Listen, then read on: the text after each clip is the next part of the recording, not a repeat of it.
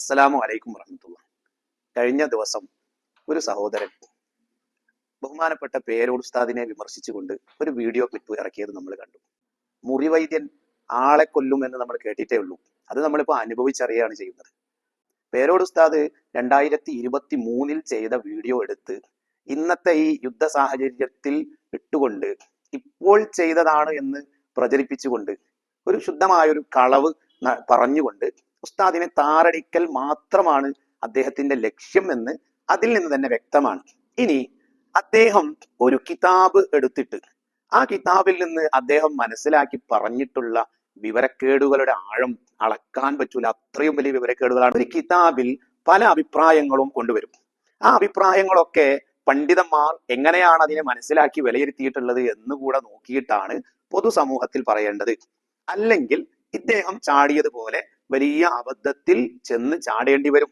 ബഹുമാനപ്പെട്ട പേരോട് ഉസ്താദ് പതിറ്റാണ്ടുകളോളം എല്ലാ കിതാബുകളും അതിന്റെ ശറഹുകളും വിശദീകരണങ്ങളും ഒക്കെ മനസ്സിലാക്കിയിട്ട് സമൂഹത്തെ നേർവഴിയിലേക്ക് നയിക്കുന്ന അത്തരം വാക്കുകളുടെ ചില ഭാഗം അടർത്തിയെടുത്തിട്ട് തെറ്റിദ്ധരിപ്പിക്കാൻ, ഉസ്താദിനെ സമൂഹത്തിന്റെ ഇടയിൽ താറടിക്കാൻ വേണ്ടിയിട്ട് അദ്ദേഹം പോയി പെട്ടിട്ടുള്ള ഒരു അവസ്ഥ നിങ്ങൾ നോക്കണം. അദ്ദേഹം അതിന്റെ ഇടയിൽ ഒരു ഉദ്ധരണി വായിച്ച് പറയുന്നുണ്ട്, പെരുന്നാള് നിസ്കാരം നിസ്കരിച്ചാൽ പിന്നെ അസർ നിസ്കാരയെ നിസ്കരിക്കേണ്ടതുള്ളൂ എന്നൊരു അഭിപ്രായം. നിങ്ങൾ ഈ ലോകത്ത് ഏതെങ്കിലും ഒരു മുസ്ലിമീങ്ങൾക്ക് അങ്ങനെ ഒരു അഭിപ്രായം ഉള്ളതായിട്ട് നിങ്ങൾക്ക് പരിചയമുണ്ടോ? ഇനിയിപ്പോ ചില മദ്ഹബ് പ്രകാരം പെരുന്നാൾ അത് ഫർളാണ് എന്ന് പറഞ്ഞവരുണ്ട്. അങ്ങനെ പറഞ്ഞവർ പോലും അസറേ പിന്നെ നിസ്കരിക്കേണ്ടതുള്ളൂ, അന്ന് ളുഹർ പോലും നിസ്കരിക്കേണ്ട, അങ്ങനത്തെ ഒരു അഭിപ്രായമേ ലോകത്ത് നിലനിൽക്കുന്നില്ല. അപ്പോ ഏതെങ്കിലും ഒരു അഭിപ്രായം പറയുമ്പോഴേക്കും അതിന്റെ പൂർണ്ണവശം എന്താണ് എന്ന് മനസ്സിലാക്കാതെ അത് അപ്പാടെടുത്ത് ഒരു പണ്ഡിതനെതിരെ ക്രൂശിക്കുന്ന സമയത്ത് ഉണ്ടാകുന്ന ഒരു മഹാ അമ്മിളിയിലാണ് നമ്മുടെ ഈ സുഹൃത്ത് പെട്ടിട്ടുള്ളത് എന്ന് നമ്മൾ മനസ്സിലാക്കണം. പിന്നെ പെരുന്നാളും ജുമുഅയും ഒരുമിച്ച് വന്നാൽ പെരുന്നാള് നിസ്കരിച്ചാൽ മതി, ജുമുഅ നിസ്കരിക്കണ്ട എന്ന ഒരു വിചിത്രവാദമാണ് ഇദ്ദേഹത്തെ പോലെ വിവരമില്ലാത്ത, ദീനിനെ കുറിച്ചൊരു ചുക്കും മനസ്സിലാക്കാത്ത മുറിവൈദ്യന്മാര് പറഞ്ഞു നടക്കുന്നത്. നിങ്ങളൊന്ന് ആലോചിച്ച് നോക്കിക്കേ. പെരുന്നാള് എന്ന് പറയുന്നത്, പെരുന്നാൾ നിസ്കാരം എന്ന് പറയുന്നത് കേവലം സുന്നത്തായ ഒരു കാര്യമാണ്. സുന്നത്തായ കാര്യം എടുക്കാൻ വേണ്ടി ഒരു ഫർദിനെ ഒഴിവാക്കുക, ഇതിനും വലിയ അബദ്ധം വേറെ എന്തല്ല?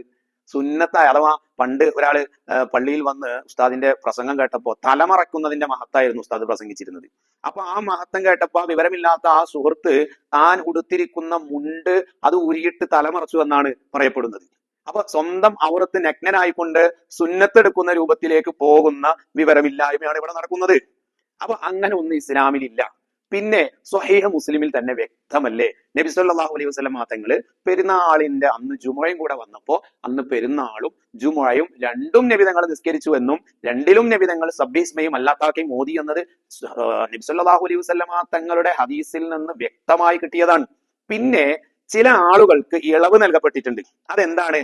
മുൻപേ അവർക്ക് ജുമുഅ നിർബന്ധമില്ലാത്ത ആളുകൾ, എല്ലാവരുടെ മേലിലും ജുമുഅ നിർബന്ധമില്ല. അഥവാ ഒരു മഹലിന്റെ അപ്പുറത്ത് താമസിക്കുന്നവർ, പള്ളിയിൽ നിന്ന് ബാങ്ക് കേൾക്കുന്നതിന്റെയും അപ്പുറത്ത് ബാങ്ക് കേൾക്കാത്ത ഒരു പ്രദേശത്ത് മലഞ്ചെരുവുകളിൽ താമസിക്കുന്ന ആളുകളുണ്ട്. അവർക്ക് പള്ളിയിലേക്ക് ജുമുഅക്കായിട്ട് വരൽ തന്നെ നിർബന്ധമില്ല. അത് പെരുന്നാളിനല്ല, അല്ലാത്തപ്പോൾ നിർബന്ധമില്ല. അങ്ങനെയുള്ള ആളുകൾ അവർ പള്ളിയിൽ പെരുന്നാളിന് വരുമ്പോ നിങ്ങൾ പെരുന്നാൾ നിസ്കരിച്ചാൽ പിന്നെ ജുമുഅക്ക് വരേണ്ടതില്ല എന്ന് ഉസ്മാൻ ബിൻ അഫ്ഫാൻ റളിയല്ലാഹു അൻഹു പറഞ്ഞതിന്റെയും അല്ലെങ്കിൽ അതുപോലെയുള്ളതായ ചില റിവായത്തുകളുടെയൊക്കെ ആശയം വ്യക്തമായി ഇമാമിങ്ങൾ വിശദീകരിച്ചിട്ടുണ്ട്.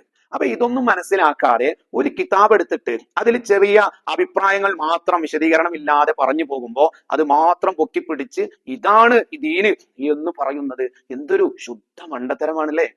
ഇനി നിങ്ങൾ ആലോചിച്ച് നോക്കൂ, വേറൊരു മൗലവിയുണ്ട്. അദ്ദേഹം പറയുന്നത് അന്ന് ജുമുഅ നടത്തൽ, സംഘടിപ്പിക്കൽ നിർബന്ധമാണ്, ജുമുഅയ്ക്ക് പോകൽ നിർബന്ധമില്ല. ആരായി സംഘടിപ്പിക്കുക?